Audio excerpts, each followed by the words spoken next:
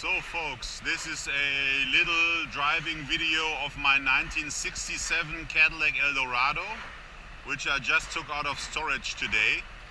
And as you can see, it's a beautiful day here, nice weather, warm. This is why I'm driving with the windows rolled down, and good thing about Eldorado coupes is that they have no B-pillar, so it's a really nice flow for the wind, and you don't have this wind buffeting noise that you usually get at the B-pillar, so that's a good thing.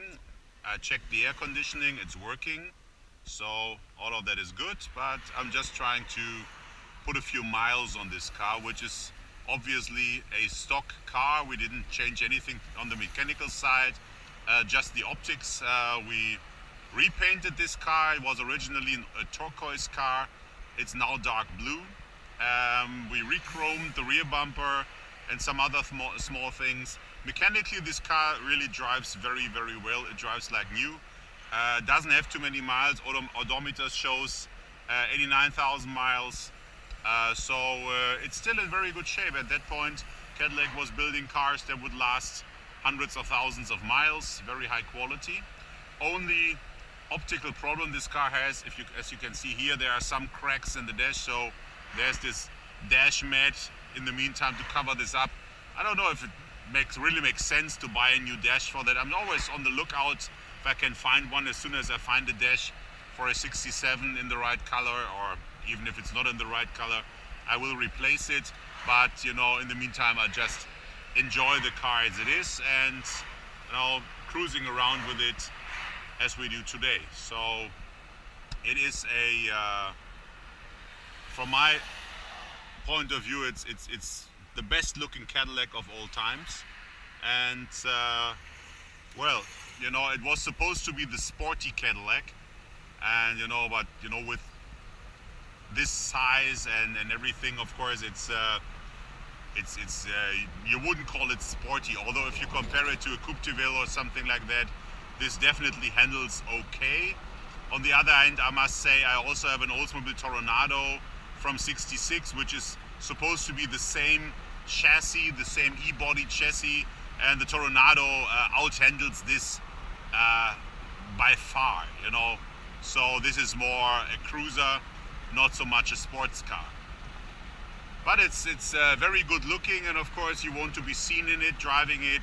And you know, I repainted this car in blue because the original ads that came out when the '67 Eldorado were new always pictured a dark blue Eldorado coupe, and I thought that this was, you know, the very best color for this very elegant coupe.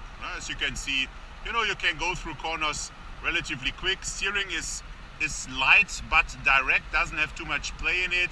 As you can see right now, car drives tracks true and straight. Brakes are good. So yeah, this is a car that you can just you know, jump in, drive and enjoy. Good thing about these luxury cars is that you're not tempted to hot rod them. You're not tempted to, you know, put more power, more brakes, more whatever in it, because you know, they were supposed to be driven slowly at a leisurely speed, cruising, and they do that very well from the factory. So there's no need to do anything about them.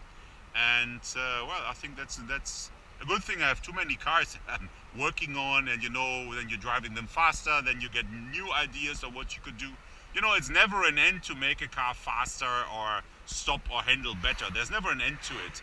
And with these cars, you know, they are good as they are. That's the good thing about it. This is also why I like these cruisers. And well, it's totally different from a sports car, totally different from a muscle car experience. It's you know, it's relaxing.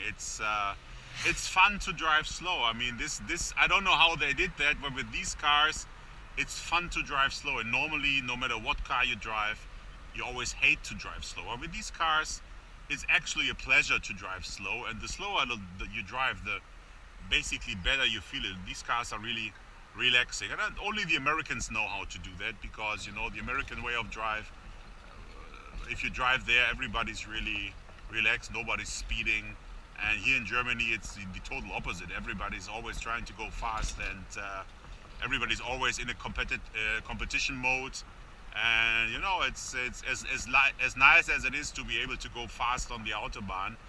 it gets a little bit on your nerves in the long run. So this is a very, very nice alternative to that. And well, you know, on these small country roads, it's very easy to enjoy a car like this. Yeah. So there's a bump coming, and don't feel much. Although these cars are not as soft as some of the other Cadillacs from that era, they are, especially the 67s, have a relatively tight suspension. I wouldn't call it uncomfortable. It's not like that, but it's not like it's not so super floaty as you would expect it to be from a 1960s Cadillac. You know, this is relatively firm. And the interesting thing is, I read some old consumer reports about this car, is that from 67 to 70, when they built the last of these models, Cadillac owners were constantly complaining about the harsh suspension, so they made it softer from year to year. So 67 is the, oh, this is flying away, not so nice. So just roll the windows up a little bit. Okay, so just to stop this. Okay, that's better. So Cadillac made them softer from year to year, and 67 was basically the firmest suspension. So if you want to have a firm one, get a 67. I also have a 70, and you can definitely say it has a much softer suspension, much cushier ride. Honestly speaking, I must say that I like the 70 more because it's more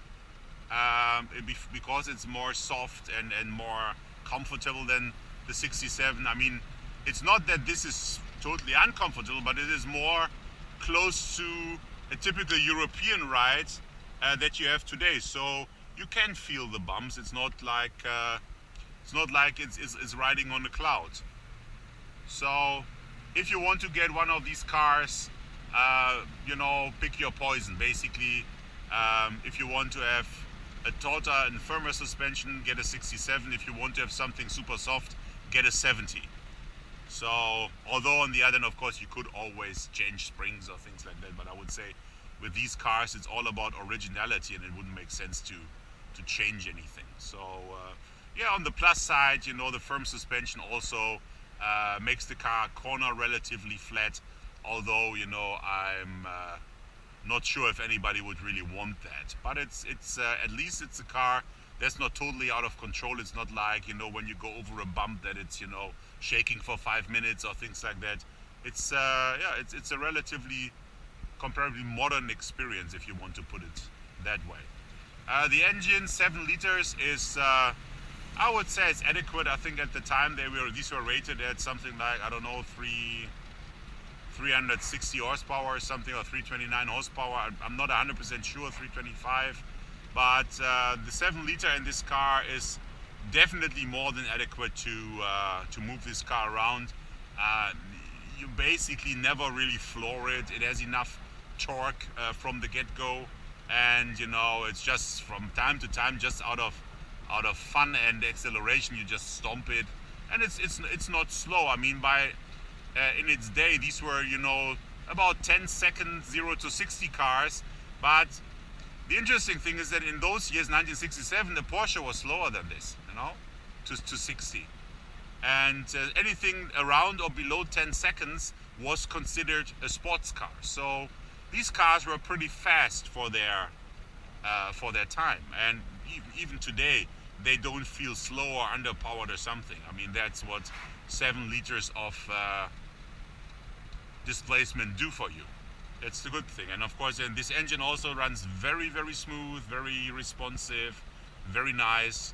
And although I have to drive it now a little bit so that it loosens up a bit, but you know, the more I drive, I can feel that, and all the better it gets, and the better this thing behaves. So very smooth, very nice. You know, you can steer it with just with one finger. Very nice car. Let's give it some gas to see what she does. Clean out the carb a little bit, you know. If you have an old car, don't always pussyfoot it. Sometimes you have to really give it full throttle just to clear out everything in the carbs and everything. I mean, if you're always in the first stage of the carb, you know, the second stage could clog up at one point, so it makes sense to you know, give it a little bit of gas from time to time.